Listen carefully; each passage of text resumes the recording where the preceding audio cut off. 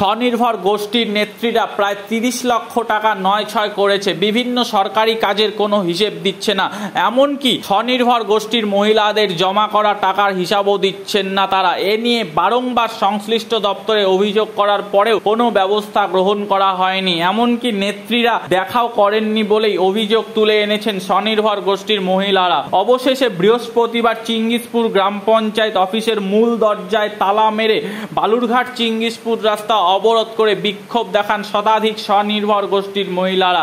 এদিকে পথ অবরোধের খবর পেয়ে ঘটনাস্থলে ছুটে আসে বালুরঘাট থানার পুলিশ। পরে পুলিশি হস্তক্ষেপে পথ অবরোধ উঠে যায়, স্বাভাবিক হয় যান চলাচল। দক্ষিণ দিনাজপুর থেকে হিটলার ভৌমিকের রিপোর্ট। হিসাব দিচ্ছে না সঠিক, বা আমাদের কোনো নেত্রী পরিবর্তন হতে দিচ্ছে না, যে বিওডি কর্মচারী আছি তাদেরকে কোনো হিসাব দিচ্ছে না, দলকে কোনোদিন মিটিংয়ে ডাকছে না, এগুলো আমাদের ইত্যাদি ইত্যাদি অভিযোগ আছে। স্যার আমি নমস্কার, আরও দিদিদেরকে জিজ্ঞেস করব আমাদের সমস্যা হয়েছে। আমরা হিসাব পাচ্ছি না সঠিক, আমরা দল লোন পাচ্ছে না সঠিক, লোন দেওয়া হচ্ছে, লোনের থেকে ওরা 1000 টাকা করে কেটে নিচ্ছে, এরকম ইত্যাদি ইত্যাদি অভিযোগ উঠছে।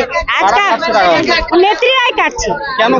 কেন কাটছে? ওগুলো দল আমাদেরকে অবজেকশন করছে যে তোমরা বডিতে আছো, কেন এগুলো কাটছে? আমরা নেত্রীকে জানাচ্ছি না আমরা কাটছি না, এইভাবে বলছে। দল অনেক উঠে আসছে, ওরা বলছে হ্যাঁ আমরা এভাবেই টাকা দিয়ে যাচ্ছি, ওরা নিচ্ছে বলে এগুলো লাগবে। আজকে পঞ্চায়েতে তালা মেরেছে, রাস্তা অবরোধ করছে, কি কারণে একটু বলেন? কারা করেছে? না, তালা মারা নেই। হ্যাঁ, আজকে পঞ্চায়েতের সামনে দেখছি, আর এখানে বহু মহিলা তারা রাস্তা অবরোধ করেছে, তার সঙ্গে সঙ্গে পঞ্চায়েতেও তারা অবরোধ করেছে।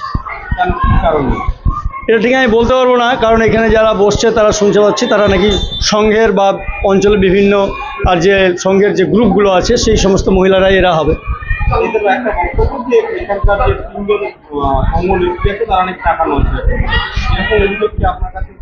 দেখুন, এগুলো তো সংঘের বিষয়, সংঘের সঙ্গে পঞ্চায়েতের অতখানি সম্পর্ক নেই, তাই এই বিষয়ে আমি সঠিক বলতে পারবো। সালাপাড়া এসে হাই স্কুল বলছি। 10:30 পঞ্চায়েতের সামনে একটা অবরোধ চলছে, কতক্ষণের অবরোধ চলছে, কি সমস্যা হচ্ছে? এখানে এসে শুনছি 10:30 থেকে এদের অবরোধ শুরু হয়েছে। মূলত ধানের একটা ইস্যু এবং ড্রেসের একটা ইস্যু নিয়ে এখানে এদের প্রতিবাদ। বিপুল টাকা নড়ছয় হয়েছে এরা বলছে। সাধারণ লোক থেকে শুরু করে ছাত্রছাত্রী, শিক্ষক সবাই এখানে আটকে আছে। অবশেষে প্রশাসন হস্তক্ষেপ শুরু করেছে, কিন্তু কখন এটা মিটবে কেউ বুঝতে পারছে না। এখন কতক্ষণ অবধি আমাদেরকে দাঁড়িয়ে থাকতে হবে? আমাদের তো একটা অ্যাটেন্ডেন্সের ব্যাপার থাকে, সেই জন্য আমরা ওয়েট করব। অবরোধ যদি কোনো কারণে উঠে যায় তবে অবশ্যই আমরা প্রতিষ্ঠানে গিয়ে যোগদান করব।